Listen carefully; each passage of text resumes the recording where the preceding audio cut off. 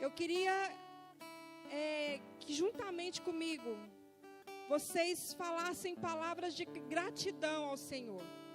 Começa a declarar gratidão ao Senhor. Às vezes eu vejo nós muito apáticos e às vezes até ingratos com tudo aquilo que Ele tem feito.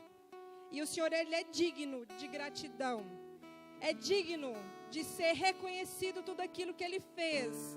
Tudo aquilo que Ele deixou escrito que vai fazer. E tudo aquilo que Ele tem feito. Ah, Jesus, muito obrigada pelo Teu sacrifício de cruz. Muito obrigada, Jesus, porque o Senhor prometeu que estaria conosco todos os dias. Ah, Jesus, nós te agradecemos porque o Senhor é bom.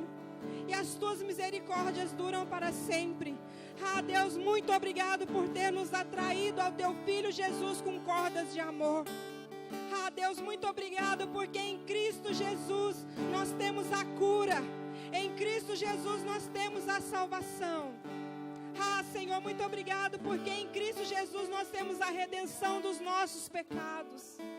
Ah, Pai, muito obrigado porque um dia o Senhor trocou o nosso coração de pedra por um coração de carne e colocou em nós o Teu Espírito. Ah, Deus, muito obrigado. Muito obrigado porque o Senhor fez um plano de redenção para nós. Nós te agradecemos porque hoje nós podemos te adorar. Nós podemos te louvar e bendizer o Teu nome.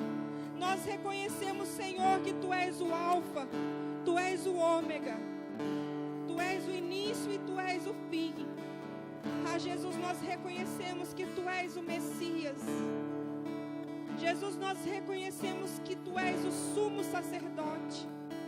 Nós reconhecemos, Senhor Jesus, que Tu és o nosso mestre, que Tu és o bom pastor. Nós te agradecemos, Pai, porque o Senhor nos tirou de um lamaçal de pecado. O Senhor nos transportou do império das trevas para o reino do Teu Filho amado. Obrigada, Pai, porque através do Teu Filho Jesus fosse liberado o Espírito Santo de Deus, que nos consola todos os dias. O Espírito Santo que nos direciona. O Espírito Santo que nos conduz aos propósitos eternos, que nos convence do pecado, da justiça e do juízo. Muito obrigado, doce Espírito Santo, porque Tu revela ao nosso coração o Cristo. Pai, muito obrigado. Muito obrigada. Nós queremos Te agradecer de todo o nosso coração. Obrigado por estarmos aqui, Senhor. Obrigada, Senhor, por ter nos escolhido antes da fundação dos tempos. Muito obrigada, Deus. Muito obrigada porque na Tua palavra diz que aquele que permanecer até o fim terá um Deus. E esse Deus será o seu Pai. Nos ajude a permanecer. Nos ajude a não retroceder, Senhor. Nos ajuda, nos tome pelas mãos, Senhor. Pai, quando estivermos caídos à beira do caminho, que o Senhor nos levante, que o Senhor nos posicione, Senhor. Pai, traga à nossa memória aquilo que nos dá esperança. Pai, tira os nossos pensamentos do fracasso, da derrota. Coloque os nossos pensamentos naquilo que nos traz esperança. Nós te pedimos nessa noite que o Senhor flua do seu jeito. Que eu seja apenas, Senhor, um canal da Tua voz, Pai. Que eu não venha falar nada de mim, mas que eu seja inspirada totalmente pelo Teu Espírito. E eu rogo a Ti que a palavra ministrada nessa noite não caia no nível da alma, mas caia no nível do Espírito, como uma palavra rema, uma palavra a qual nós não vamos nos esquecer, e no momento certo nós vamos praticá-la, a tempo e a fora de tempo, em nome de Jesus. Podem se assentar. Pai, eu quero agradecer pelos dizimistas e ofertantes dessa casa. Senhor, na Tua palavra nós entendemos acerca da obediência de entregar na casa do tesouro aquilo que é digno e aquilo que é devido. E nós entendemos também que a chave do sucesso é a bênção, é a obediência à tua palavra. Obrigado, Senhor, por nos convencer de trazer a casa do tesouro, de trazer a tua casa, Senhor, os dízimos e as ofertas. Em nome de Jesus. Boa noite, queridos. Abram comigo em Gênesis 19, versículo 17.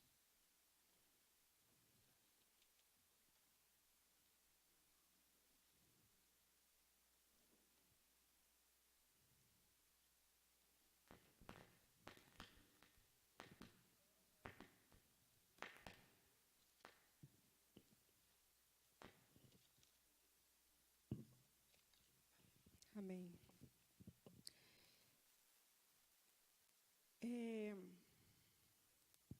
Bora lá. Em Gênesis 19, 17, diz assim: Assim que os tiraram da cidade, um deles disse a Ló: Fuja, por amor à vida. Não olhe para trás e não pare em lugar nenhum da planície. Corra para as montanhas ou você será morto. Agora vamos comigo em Gênesis 19, 26. Vamos descer um pouquinho. Mas a mulher de Ló olhou para trás e se transformou numa estátua de sal. Eu quero falar um pouquinho sobre o contexto desses dois versículos. Nós sabemos que Ló era sobrinho de Abraão, e Abraão tinha recebido do Senhor a direção de sair da terra onde ele morava, abrir mão da sua parentela e ir para um lugar onde o Senhor ia direcionar. E na palavra diz que Ló seguiu Abraão. E aonde Abraão ficou, Ló também ficou. E ali naquelas terras, o espaço era insuficiente para abrigar todos os animais de Abraão, de Ló, tanto quanto os seus servos e as suas servas. Então, eles decidiram se separar. E Abraão falou para Ló para ele escolher a parte que ele ia. Se ele fosse para a esquerda, Abraão ia para a direita. Porque Abraão sabia que a promessa não estava na terra, mas estava no Deus da terra que tinha prometido. Amém? E Ló decidiu ir para a região de Sodoma. E chegando lá em Sodoma, a partir de um certo período ali, teve uma guerra e o rei de Sodoma e de Gomorra, o reino ali foi tomado por alguns inimigos, e inclusive Ló, com tudo que ele tinha. E uma pessoa que escapou, correu lá onde Abraão estava e falou: Abraão, o seu sobrinho foi tomado pelos inimigos, juntamente com tudo que tinha lá em Sodoma. E Abraão juntou 318 dos seus melhores homens e foi em busca de resgatar Ló. Ele armou uma estratégia, chegou ali de noite, venceu os inimigos de Sodoma e trouxe Ló de volta do cativeiro, e o rei de Sodoma e de Gomorra voltaram para Sodoma e Gomorra, porque Abraão com a sua galera conseguiu vencer aqueles inimigos. E Ló voltou para a região onde ele estava, ali em Sodoma. Depois disso, o Senhor Deus, ele veio com 2 anjos visitar Abraão para falar para ele que daqui um ano depois daquela visita, eles voltariam ali e Abraão teria o seu descendente.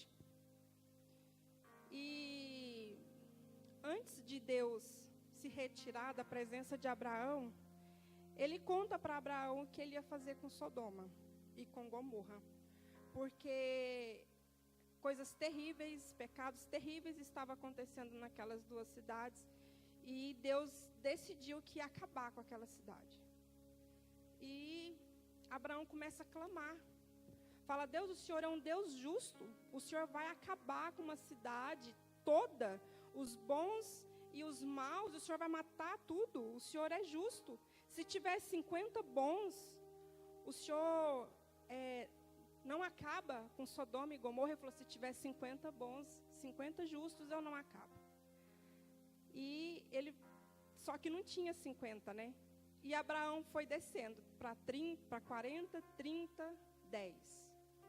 E Deus falou que, de qualquer forma, ele ia acabar com Sodoma e Gomorra, porque ali não tinha justo. Ou seja, Ló estava lá naquele lugar e ele não era um homem justo. Ele estava no lamaçal de pecado, como todos os habitantes dali. E os 2 anjos que acompanhavam Deus foi para Sodoma. E chegaram ali na cidade. Ló estava ali na porta da cidade, convida aqueles homens para entrar em casa. Eles resistem, eles não queriam ir para a casa de Ló, queriam ficar na praça. E com muita insistência da parte de Ló, eles entram para dentro da casa de Ló.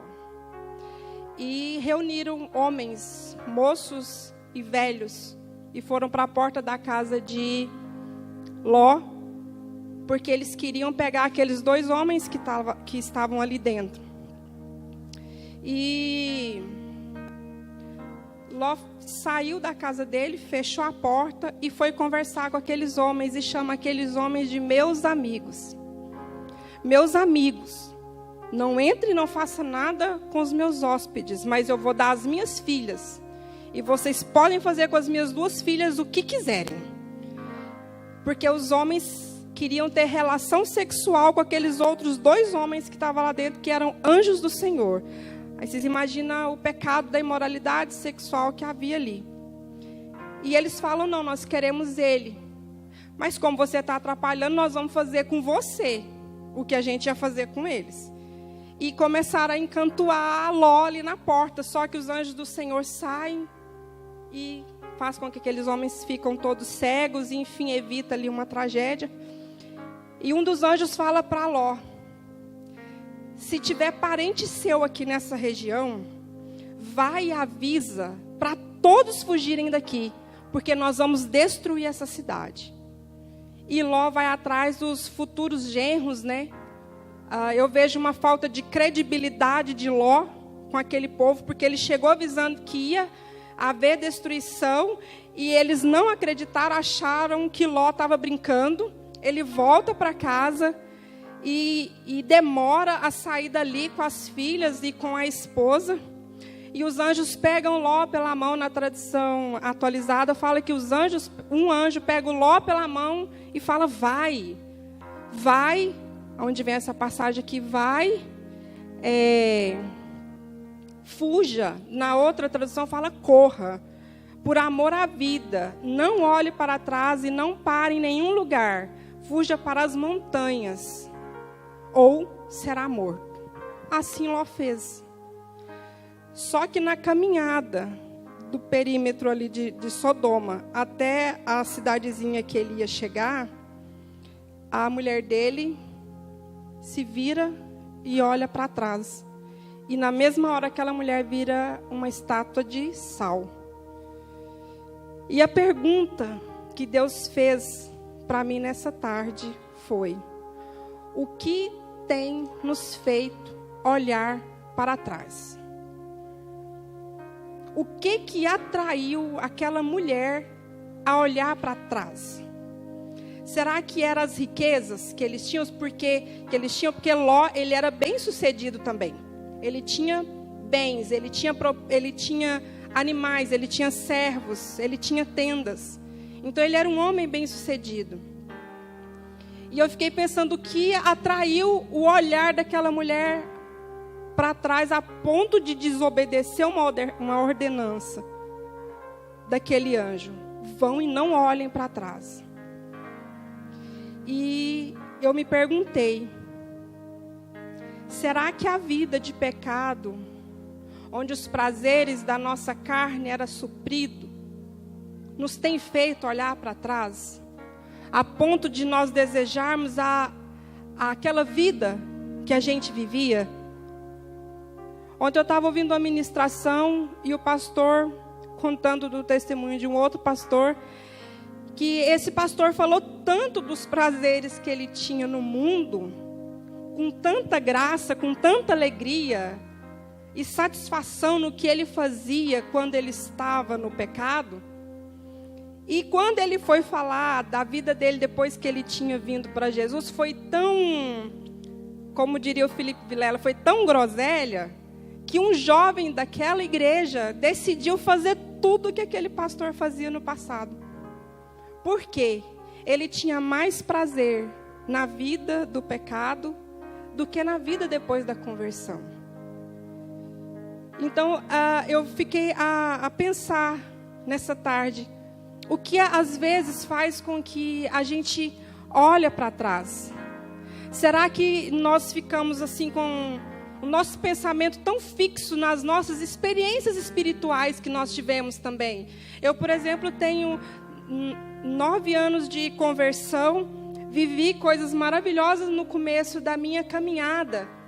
Só que o que eu vivi naquela época foi para aquela época. Eu não posso ficar com os meus olhos presos ali no que eu passei, por exemplo, em Brasília, no que eu passei em Guarulhos, no que eu passei em Caldas. Por exemplo, a nossa igreja de Caldas Novas, ela vai inaugurar o templo dela esse ano e no final do ano vai ter uma festa de virada de ano lá. Nós fizemos parte do início daquele sonho. Nós sonhamos com os nossos pastores dali. A gente comprou aquela ideia daquele templo e aquele templo vai ser inaugurado. E o ano passado, quando nós fomos passar as férias ali em dezembro, o pastor Caisson falou assim, olha, quando vocês voltarem aqui, a igreja já vai estar pronta. E como eu que tenho mais a coragem de ministrar, o Marlton ainda está em stand-by, ele falou assim, Aisli, você vai vir ministrar nessa igreja. Eu falei, amém, pastor. Só que o meu coração não pode estar lá em Caldas. O meu coração não pode estar em tudo que eles estão vivendo, porque agora eu vivo em outra época. Os meus olhos, ele tem que estar no presente, almejando o futuro que Deus tem separado para mim. Então eu vejo assim, às vezes nós nos perdemos com bastante facilidade, olhando para trás.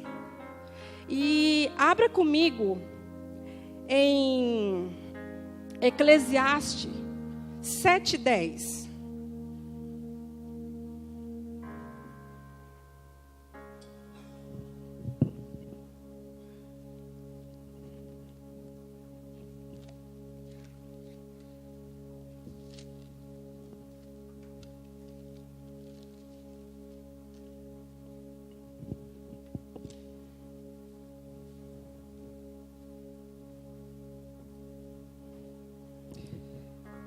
Antes de falar sobre Eclesiastes 7:10,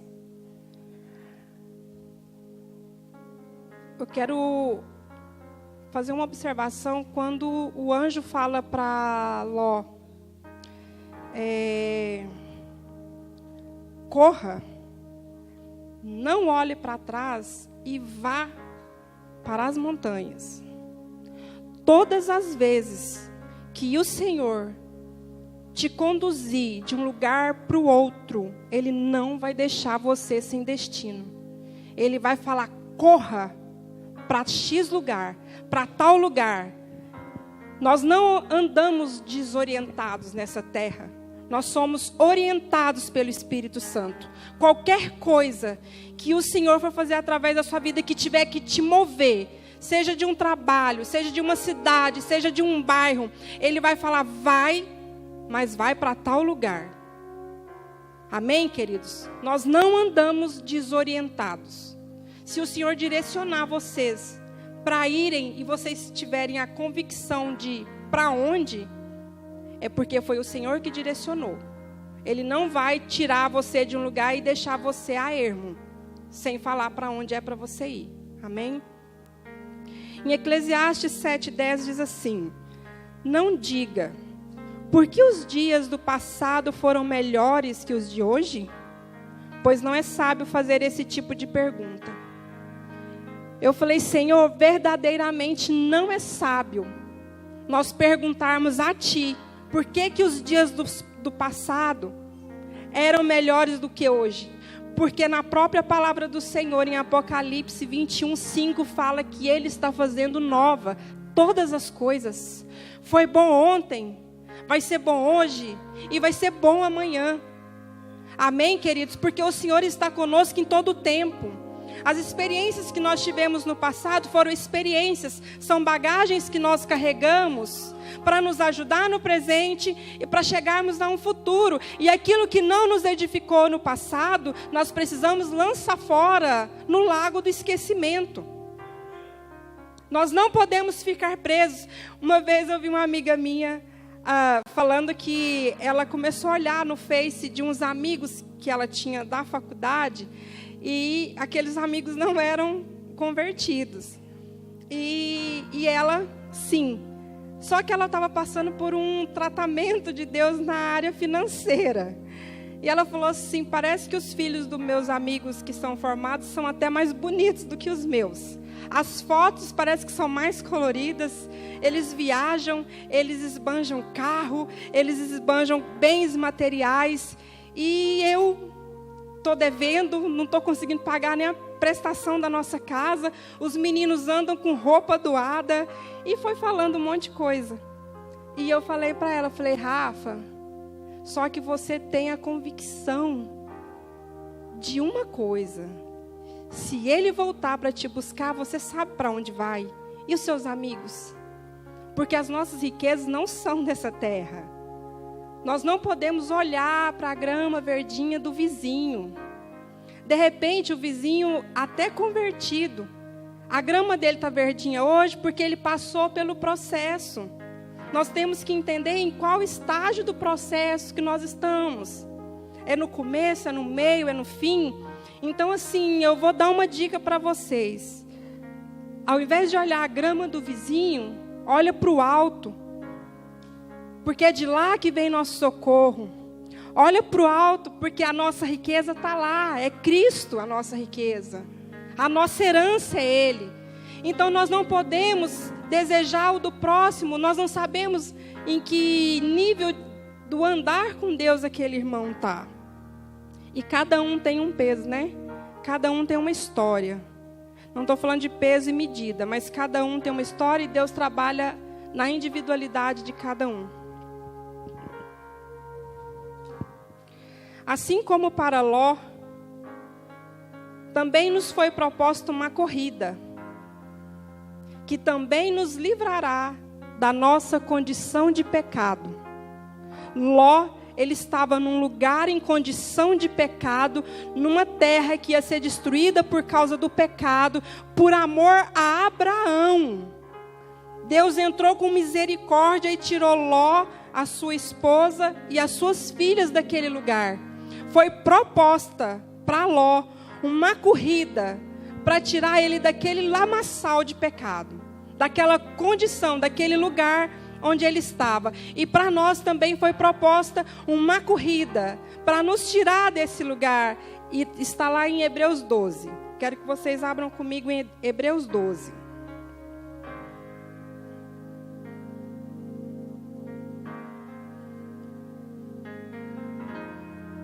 A corrida que nos foi proposta é a corrida da fé, o qual o prêmio é Cristo, o qual o prêmio é termos um Pai, cujo Deus é o nosso Pai. Esse é o prêmio que nos foi proposto para a corrida da fé. Em Hebreus 12, quero que vocês leiam comigo a partir da parte B do versículo, a partir da vírgula.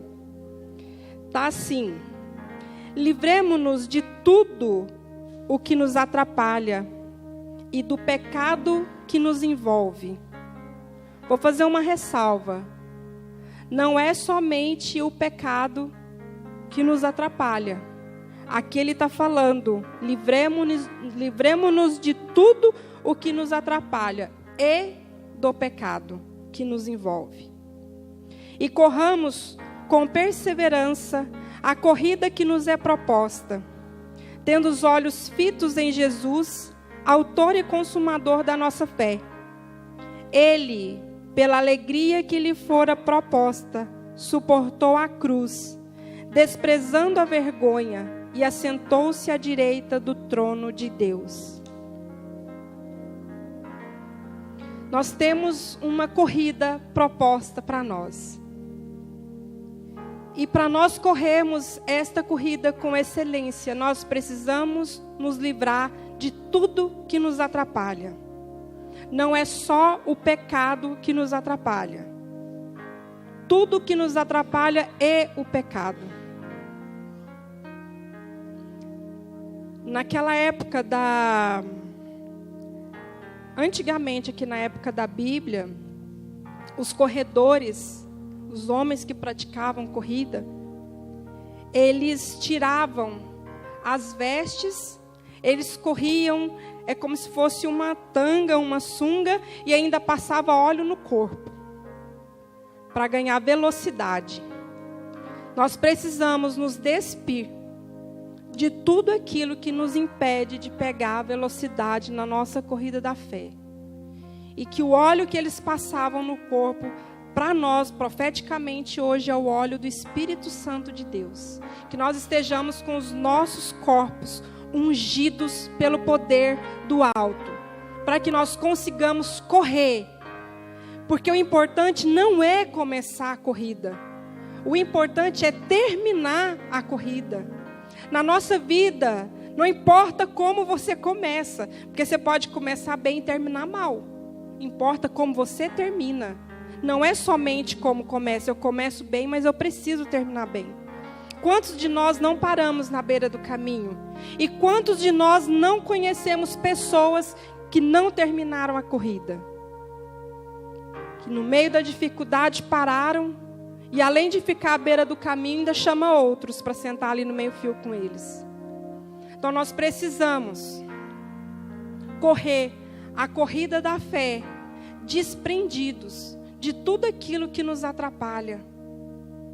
Que nós possamos nessa noite rever os nossos conceitos, rever naquilo que nós estamos pecando. Às vezes, a nossa mente religiosa, acha que ídolo são só aqueles santos feitos de barro. Mas ídolo é tudo aquilo que tira o lugar de Jesus do nosso coração. Faça um teste. Quando você acorda, no que você pensa primeiro? Se o primeiro pensamento do seu dia não for o Senhor, tem alguma coisa errada. Se no primeiro pensamento do seu dia você pensa no seu trabalho, na sua faculdade, na sua namorada, ou no seu esposo, na sua esposa, ou no seu filho, isso é ídolo. Você tirou o lugar de primazia de Jesus do seu coração. Nós precisamos vigiar, porque se o ídolo do nosso coração não for Ele, nós vamos correr atrás daquilo que é o nosso ídolo.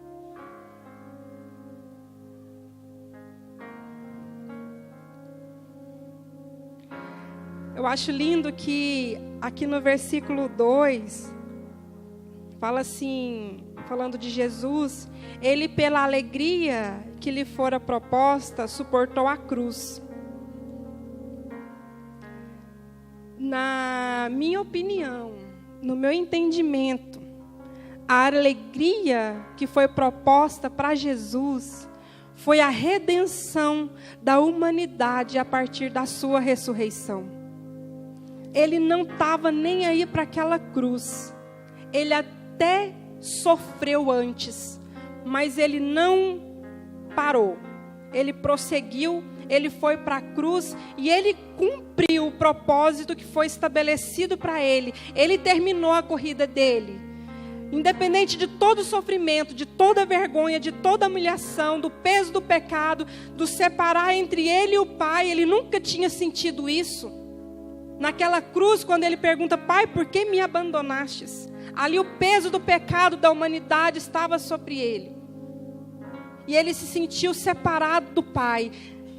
Mas ele continuou ali e foi morto. Só que para a glória do nome dele, no terceiro dia, ele ressuscitou. E por causa da ressurreição dele, eu e você temos a redenção. Eu e você saímos dessa condição de lugar de pecado. Quem de nós não estávamos envolvidos no mundo de pecado, como Ló estava? De repente nós não tínhamos o pecado da imoralidade sexual que tinha naquele lugar em Sodoma. E os outros pecados? E os outros pecados? O Senhor nos arrancou daquele lugar. O Senhor nos tirou daquele império das trevas e nos transportou para o reino do seu Filho amado. Hoje nós temos o reino dentro de nós. Nós podemos viver uma nuance, sim, do reino de Deus nessa terra. Mas eu quero fazer uma pergunta para vocês. Vocês sabem qual é a alegria que foi proposta para mim e para você nessa corrida da fé? Qual é a alegria? A alegria é estar no reino de Deus, ao lado de Yeshua. Os nossos olhos têm que estar voltados para esse lugar. Pela fé, todos os dias, nós temos que colocar o nosso lugar, os nossos olhos no lugar onde eles estarão, o nosso corpo estará, nós estaremos no futuro, que é no reino de Deus, junto com Yeshua, salvos, reinando com Ele. Só assim nós vamos suportar as aflições que nós vivemos dia a dia. É um leão por dia que nós matamos. Se nós formos a analisar, a gente vive muito mais no combate do que no regozijo. Você vence uma prova, a outra já está aqui atrás. É uma após a outra. É uma. Quando você rompe, você fala, agora só alegria, bobagem, sabe nada, inocente. Já tem outra engatilhada. Por quê? O choro e o ranger de dente só vai terminar quando Ele vier nos buscar. E Jesus não nos deixou enganados. Ele falou que neste mundo nós teríamos aflições. Porém, Ele venceu todas elas. Já está tudo pronto. Nós precisamos entrar nesse lugar de viver o que está estabelecido para nós. E o amor de Deus, Ele é tão maravilhoso, que Ele não nos propõe nada para nos derrotar. Nada. E tudo que nos é proposto, nós temos auxiliares, nós temos condições, porque todas as coisas cooperam para o bem daqueles que amam o Senhor. Então, se eu amo, se eu creio, aquilo que Ele me colocou para ser vivido, eu vou conseguir. Com a ajuda dEle. Se eu estiver ligada na videira verdadeira, eu vou conseguir. Eu só não consigo se eu andar independente do meu Pai.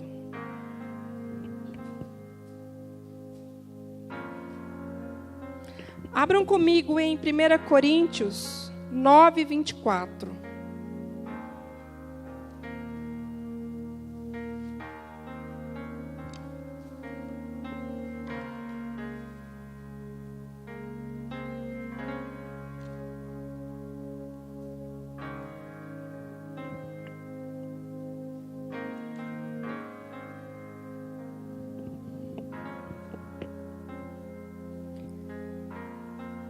Em 1 Coríntios 9, 24 ao 25 diz assim: Vocês não sabem que de todos os que correm no estádio, apenas um ganha o prêmio? Corram de tal modo que alcancem o prêmio. Todos os que competem nos jogos se submetem a um treinamento rigoroso para obter uma coroa que logo perece. Mas nós o fazemos para ganhar uma coroa que dura para sempre. Sendo assim, não corro como quem corre sem alvo, e não luto como quem esmurra o ar. Vamos até o 27. Mas esmurro o meu corpo e faço dele meu escravo, para que depois de ter pregado aos outros, eu mesmo não venha a ser reprovado. Aqui no versículo 24 diz assim: vocês não sabem que de todos os que correm no estádio, apenas um ganha o prêmio?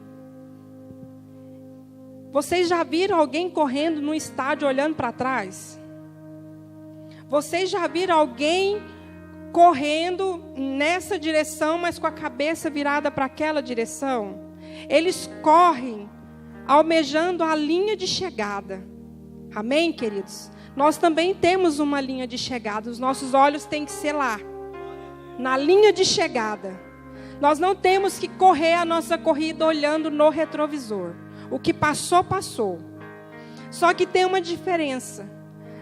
Para quem corre no estádio, apenas um ganha o prêmio. Na nossa corrida, todos nós podemos ganhar o prêmio. O prêmio está liberado para mim e para você.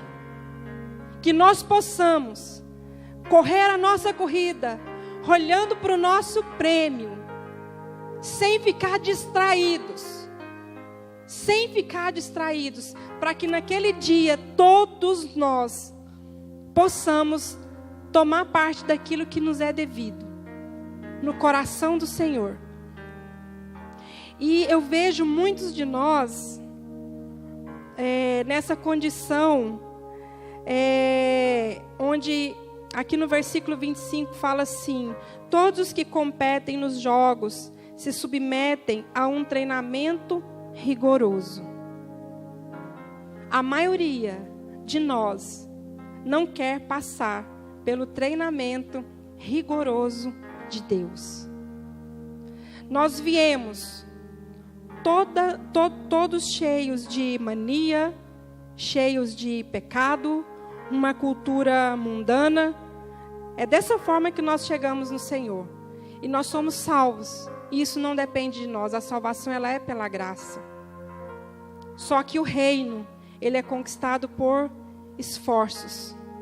E esses esforços fazem parte desse treinamento rigoroso para que possamos competir e ganhar.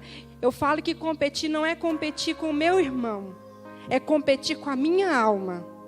O meu maior adversário não é o diabo. O meu maior adversário é a minha alma. O diabo, ele vem, eu mando ele embora no nome de Jesus e ele tem que ir. Mas a minha alma não converte. E eu não posso mandar a minha alma embora no nome de Jesus. Então é com ela que eu tenho que competir todos os dias, colocando ela no lugar dela. Como que eu faço isso? Lendo a Bíblia, dependendo do Senhor, jejuando, orando, vindo à igreja. As pessoas acham que não precisa congregar. Se não precisasse congregar, não estava escrito em Hebreus. Não deixe de congregar como estão fazendo alguns. Porque eu acredito que um dos maiores lugares de treinamento de Deus é na igreja. Ferro se afia com ferro. O Senhor mostra quem eu sou quando um dos meus irmãos coloca o dedo na minha ferida. Ou quando um dos meus irmãos aciona em mim um sentimento que eu não tenho o direito de ter. A igreja, no meu ponto de vista, é a maior escola que Deus deixou na terra. Porque há um bando de gente doente no mesmo ambiente, tudo sendo curado, cada um no estágio da cura. Uns estão chegando agora, uns têm 8, uns têm 10, uns têm 20, mas está igual os que chegaram agora. E está todo mundo no mesmo lugar. E nós suportarmos uns aos outros não é, aí você é meio chatinha, mas eu tenho que suportar ela. Não é isso. Suportar a Ilse é ver a minha irmã numa dificuldade e eu dar suporte para ela. Independente se ela me agrada ou se ela não me agrada. Independente se ela faz o bem para mim ou se ela não faz. Isso é suportar uns aos outros. Lá não está falando para suportar os bonzinhos. Suportai-vos uns aos outros. Então eu preciso me colocar num lugar em Deus que, independente da pessoa que estiver na minha congregação, Se ela precisar de suporte, eu tenho que estar com o suporte liberado para ela. Eu falo que o Senhor comigo, Ele me disciplina. A disciplina de Deus com a minha vida, ela não é no secreto. Ele me expõe. Porque Ele já me envergonha e já me cura ao mesmo tempo. Até comentei com o pastor Robson esses dias. Por quê? Eu vejo que Ele tem zelo com a minha vida. Porque se Ele não me passa vergonha do tanto que Ele passa, talvez eu não seria curada. Mas eu não estou nem aí. Na hora, eu quero morrer com aquele tratamento de choque. Mas 5 minutos depois eu sei que naquilo eu não vou pecar mais, porque eu fui curada. Eu me submeto. Nós precisamos nos submeter. Nos submetermos àquilo que Deus, da forma que Deus trabalha conosco. Cada um Deus trata de um jeito, porque nós somos pessoas diferentes. Então nós precisamos entrar nesse lugar de treinamento rigoroso. Se eu tiver que perder, eu perco. Se eu tiver que ganhar, eu ganho. Se eu tiver que pedir perdão, eu peço perdão. Se eu tiver que me calar, eu me calo. Mas que eu me torne aquilo que está escrito no Sermão do Monte. Que eu seja mansa.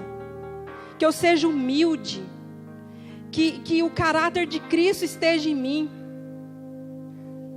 Alguém aqui nessa noite quer deixar Deus ser Deus através da sua vida?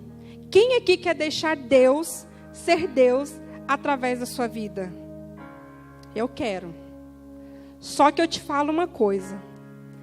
Em um corpo, não tem como habitar 2 pessoas. Você vai ter que morrer para que ele viva. Deus só pode ser Deus através da minha vida e da sua vida, se eu morrer, para que a vida dele esteja em mim. É nesse lugar que Deus quer conduzir a igreja dele, para fazer a diferença na terra. Quando os discípulos de Jesus saíram em missão, ali em Atos, a partir da morte e ressurreição de Jesus, e ele subiu, quando eles foram, não era uma multidão, eram 12. A nação brasileira não precisa de uma multidão para trazer transformação. Ela precisa de um grupo de poucos, que tem vida de Deus neles, para fazer a diferença na nossa nação. Que nós possamos ser esse grupo que Deus está separando nesse tempo para tocar a nossa nação a partir do caráter de Cristo em nós, a partir do meu diminuir para que Ele cresça. Por que que as pessoas ficam tão surpresas quando, por exemplo, vamos supor que alguém aqui perca a carteira e na carteira está o salário da pessoa todinho. Ela perdeu a carteira, não sabe onde foi parar a carteira. E alguém pegou essa carteira e liga. Olha, fulano, eu estou com a sua carteira e eu creio que é o seu salário que está todinho aqui. Pode vir aqui na minha casa buscar. Duvido se não vai parar na Uirapuru. Porque o Uirapuru fala tudo nessa cidade, né? Vai sair na imprensa. Por quê? Porque o que essa pessoa fez ao ligar para outra para pegar a carteira é o que Jesus faria. Nosso coração deseja ver o que Jesus faria. O que Jesus faria é justo. Nós precisamos ser cidadãos justos. Nós precisamos ser os vizinhos que o vizinho do lado quer entender como que aquela família vive tão unida. Como que aquela família não tem gritedo. Um xingando o outro, mãe gritando com o menino, esposo querendo dar uns pescoção na esposa, e por aí vai. Isso é comum, gente. Não é comum só dentro das casas, eles fazem isso na rua. Fazem isso no boteco, no supermercado, depende de onde eles estiverem. Mas nós precisamos ser aquele povo que as pessoas lá fora vão olhar e vão falar assim, cara, esse povo tem alguma coisa diferente. Nós precisamos ser aqueles que vai achar a carteira. Nós precisamos ser aquele que se bater no carro, que estiver estacionado vai deixar um recado, falar: olha, eu bati no seu carro, o meu número é esse, me liga que eu vou mandar arrumar seu carro. É esse tipo de pessoa que nós devemos ser. Às vezes a gente acha que evangelizar é sair na rua e ficar socando Jesus goela abaixo. O povo está cansado de ouvir, mas não vê. Nós estamos na geração dos que vão mostrar, porque nós somos carta. Nós somos a geração que vai sair e as pessoas vão ver a diferença.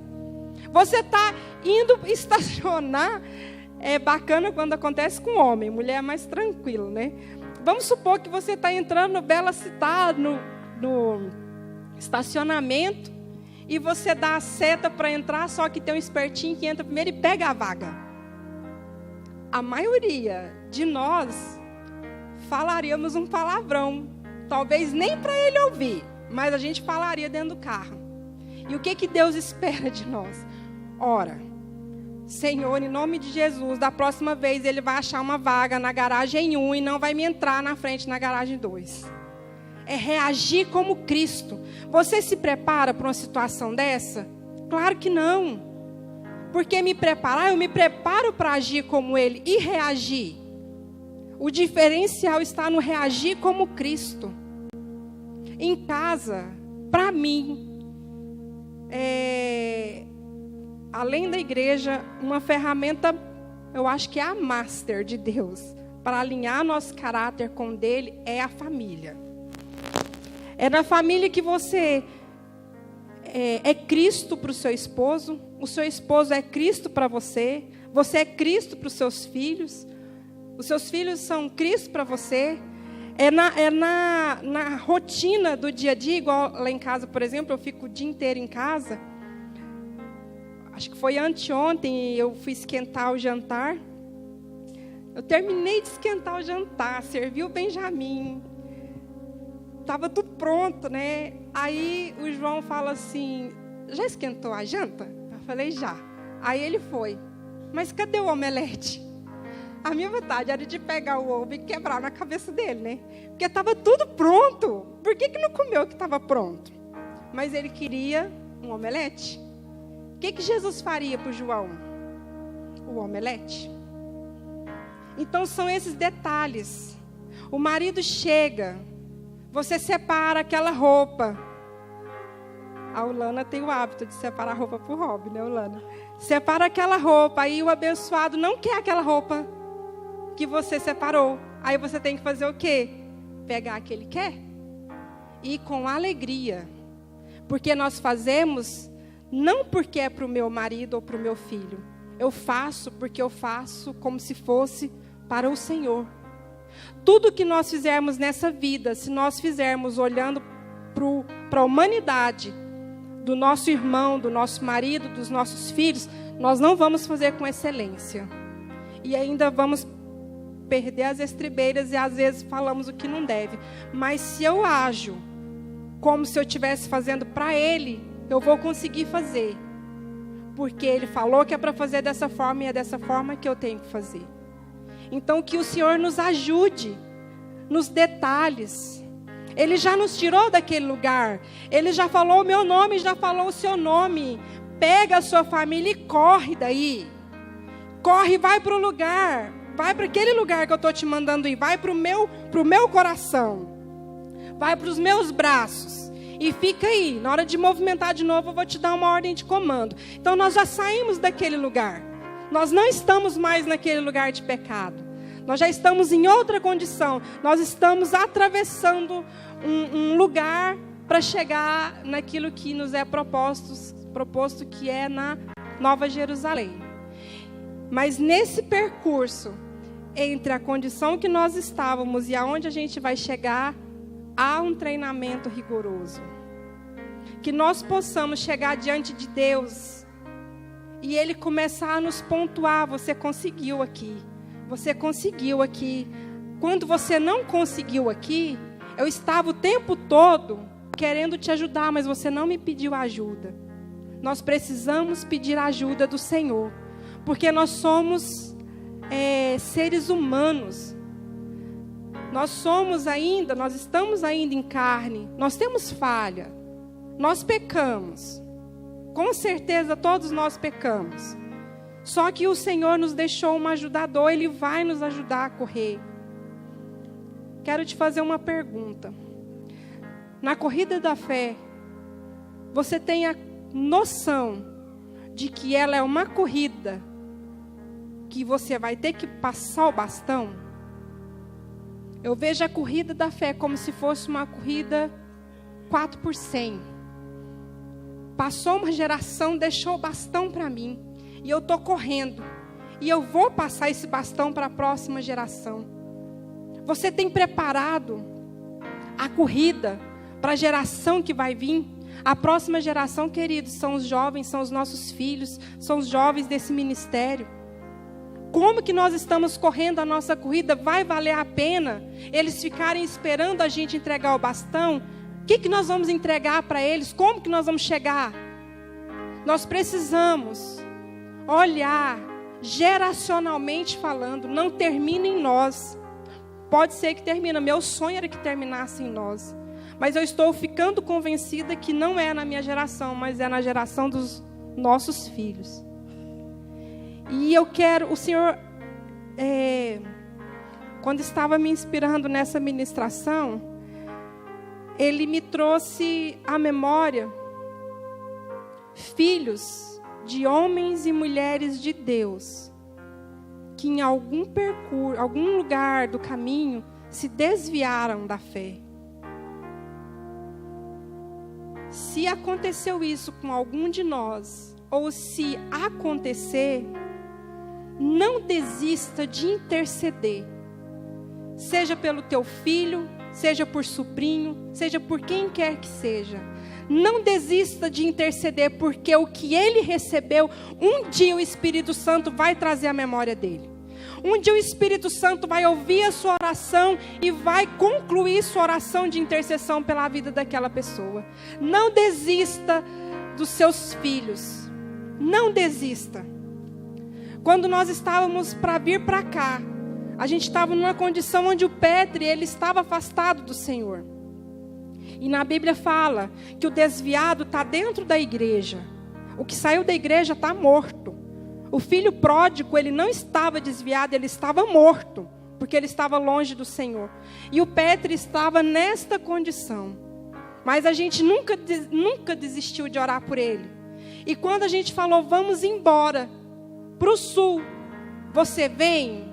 Eu vou. Só se for para Passo Fundo, Itajaí eu não vou. Foi um dos meios que Deus usou como sinal para nos trazer para cá. E para a honra e glória do Senhor, ele veio. E a fé dele foi renovada. E ele encontrou no Senhor o lugar dele. Ele encontrou no Senhor regozijo. Ele encontrou no Senhor um Jesus que não acusou dele ter se desviado, mas que olhou nos olhos dele e falou, que bom que você voltou. Nós não podemos olhar para aquele que está afastado do Senhor com olhos de condenação. Nós precisamos amar. Que nós não sejamos o filho mais velho, que nós sejamos o pai. Que nós tenhamos a postura do pai. Que bom que você voltou. Vou fazer uma festa para você. Nós temos vivido tempos maravilhosos em Passo Fundo. Até pouco tempo atrás eu pensava em voltar para Morrinhos. Eu olhava para trás. Para Morrinhos não, para Caldas. Eu olhava para trás e falava, que vontade de voltar para Goiás. Senhor, o Senhor está nos capacitando para voltar para lá? E o Marliton falava assim, para de ficar falando essas coisas, vive o agora. E assim, de uns meses para cá, poucos meses, o Senhor tem derramado uma graça tão grande no meu coração, que eu já não tenho mais vontade de voltar. Aí me dá medo, né? Porque quando a gente não tem mais vontade, é que ele manda, né? Porque o negócio é diferente. Mas assim, de repente o meu olhar de querer voltar para Goiás me desacelerava. Só que agora eu não quero. Eu acho que com esse frio todo é estágio para o Polo Norte, não é nem para Goiás. Então assim, Goiás foi um período, Brasília foi outro período, eu estou vivendo Passo Fundo. E nesse período de Passo Fundo, eu quero fazer valer a pena o sacrifício de Jesus pela minha vida. Eu quero fazer valer a pena o sacrifício de Jesus pela nossa família. Se for para a gente envelhecer em Passo Fundo, glória a Deus, eu vou amar ficar nessa cidade que eu suportei menos 5 graus. Aleluia. Então posso ficar aqui forever. Pode até nevar agora. Então assim, que nós possamos estar felizes com o que nós estamos vivendo. Que nós não sejamos aquele de Eclesiastes que fala, por que os dias do passado foram melhor? Por que era melhor? Por que o mover do Espírito era melhor? Por que era bom ir para o monte e agora não tem monte? Ele falou do monte, né, Tiago? Eu e o Tiago conversando, o Marliton também, que a gente era tudo do monte, amava monte. E por que não tem monte? No Passo Fundo, acho que nem monte não tem. A gente não vê ninguém falar que vai no monte, né? E o Espírito Santo falou para nós, virou a chave. O monte hoje é a casa de oração que está lá na igreja. É a sala de oração. Porque eu falei que a minha igreja seria chamada casa de oração para todos os povos. O que vocês iam fazer no monte? Adorar, interceder por outros. E Deus fala, então vai para a sala, me adora lá, intercede por Passo Fundo de lá. Virou a chave. Nós precisamos ser felizes no hoje, almejando o amanhã, porque o Senhor está fazendo nova todas as coisas. Todas as coisas. Fiquem de pé comigo, queridos.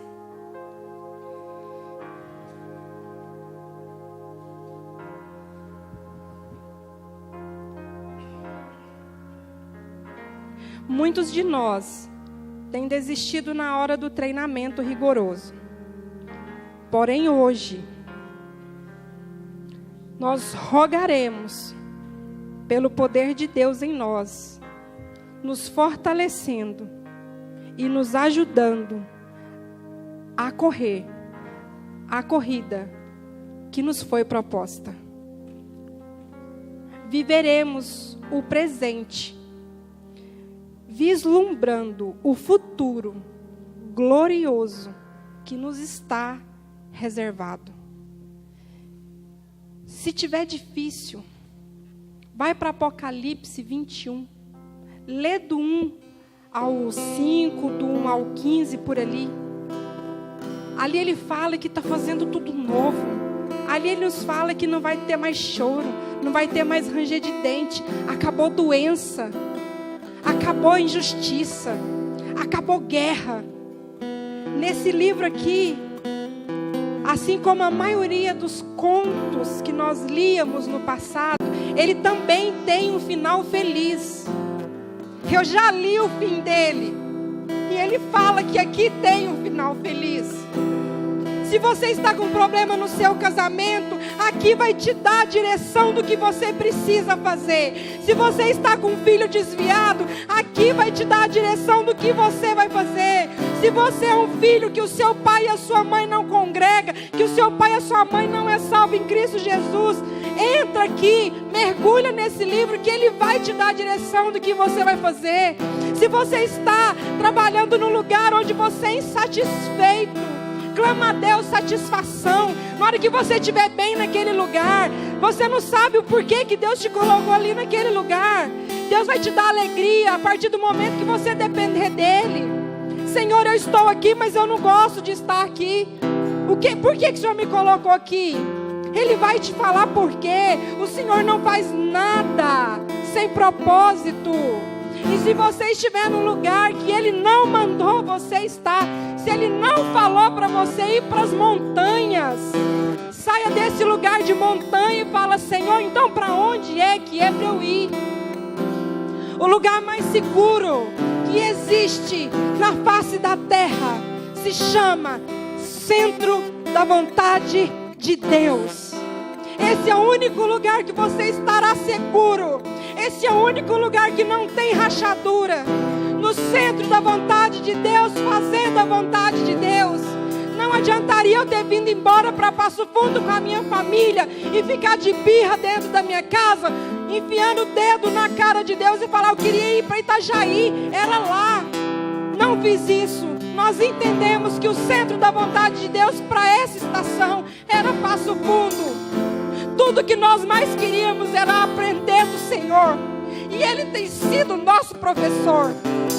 O Espírito Santo tem nos ensinado. Ele usa homens e mulheres para ministrar o nosso coração nesse lugar. Mas Ele vai no secreto e nos ensina.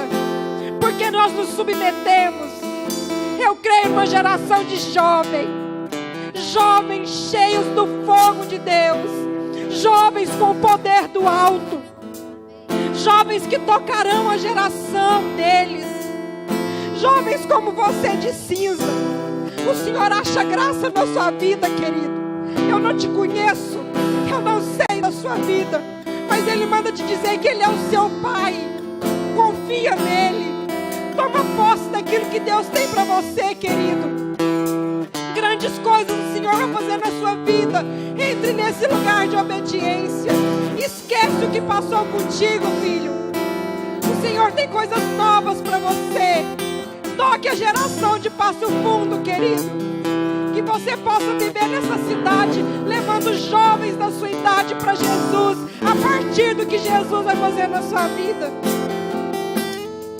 Nós não podemos andar como quem não tem destino. Nós não podemos andar como quem não tem uma direção. Nós temos uma direção, nós temos um alvo. Nós precisamos, assim como o apóstolo Paulo diz, esmurrar o nosso corpo, para que nosso corpo seja escravo do nosso espírito, para que tudo que nós ministrarmos nós possamos viver, para que a gente não seja reprovado. Se fortaleça no Senhor. Deus começou a boa obra na nossa vida e Ele vai cumprir. Creia naquilo que Deus falou para ti no passado. Que o Senhor traga à memória de vocês aquilo que dá esperança. Deus está virando a chave de muitas pessoas aqui. Entenda o novo de Deus. Entenda o que Deus está fazendo nesse tempo. Se você corria para a esquerda e agora está indo para a direita, entenda por que Deus está te colocando para a direita. Pergunta para Ele e Ele vai te responder. O Senhor é um Deus de resposta. Ele é vivo, Ele fala através da sua palavra. Pede sinais, o Senhor dá. Quando eu tenho dúvida, eu faço igual Davi. Senhor, me dê um sinal. Eu só vou se o Senhor me sinalizar, para mim não andar fora da onde Ele quer que eu ande. Que o Senhor nos ajude a não desviar nem para a direita e nem para a esquerda. Que o fogo do Espírito Santo que arde em nós mude ambientes. Que as pessoas ao passar por nós sejam tocados pelo Espírito Santo. Não precisa nem de você abrir a boca, mas o Espírito Santo que está em você vai tocar nas pessoas. Deseja isso, está disponível. Creia no que a Bíblia diz a seu respeito. Creia no que tem separado para você. Viva num lugar de fé, de obediência. A obediência precede a bênção. Não tem como ser abençoado nessa terra sendo desobedientes. Na Bíblia diz que os filhos obedientes, que os filhos desobedientes são chamados de filhos do diabo. Nós não temos parte com o diabo. Nós queremos andar em obediência. Que o Senhor nos perdoe por todas as vezes que nós andamos desobedientes. O Senhor tem agido com misericórdia na nossa vida. Se posicione, se coloque na brecha. Que o Senhor possa olhar para o Brasil e não destruir o Brasil, porque Ele achou 10 justos. Eu creio que se Ele achasse um justo, Ele não teria destruído Sodoma e Gomorra. Que Deus olhe para o Brasil e encontre uma igreja obediente, uma igreja que não importa o risco que ela corra, mas que ela vai obedecer para tirar a alegria do Pai. Porque a alegria do Pai são vidas. Que nós possamos resgatar vidas do cativeiro. Por onde nós andarmos, que a presença do Espírito Santo nos conduz a agir como Cristo, mas principalmente a reagir como Cristo. Em nome de Jesus.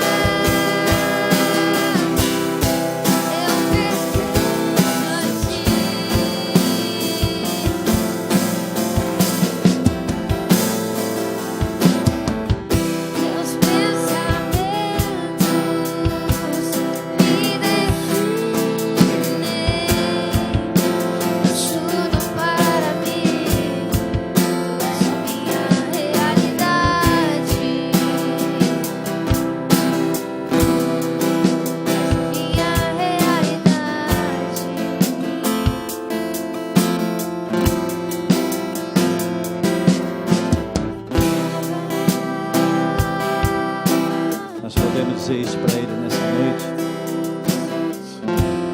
Aleluia. O Abba das nossas vidas quer que venhamos sair do lugar que um dia nós estivemos e ir para um novo lugar que ainda nós estaremos, e certamente não olharemos para trás. Aleluia. Sabe, nessa noite nós aprendemos que mesmo um homem como Ló poderia ter mudado o seu destino. Mesmo ele. Nós sabemos que quando não há arrependimento no meio do caminho, quando nós não interrompemos um ciclo de morte, nós sabemos onde vai dar. Uma geração maldita. A geração de Ló se tornou uma geração mais terrível na terra. Aí foi gerado incesto, e toda a imoralidade que estava em Sodoma seguiu a vida de Ló. Mas ele podia ter mudado. O destino dele podia ser mudado. Os moabitas não precisariam nem existir. Então essas são as oportunidades que o Senhor dá na sua igreja. Deus sempre manda um anjo ao nosso derredor para falar a nosso respeito. Aleluia. E quando nós decidimos guardar dentro da nossa casa, é esta hora que o Senhor quer falar conosco. É nessa hora que o Espírito Santo quer nos mudar o nosso destino. Não que venhamos oferecer a nossos filhos, mas que nós venhamos oferecer o nosso coração. Aleluia. Glória a Deus. Que Deus abençoe e guarde. Possamos levar para casa essa palavra nas tábuas do nosso coração. Amém. Sexta-feira nós estamos em sala de oração. E assim por diante.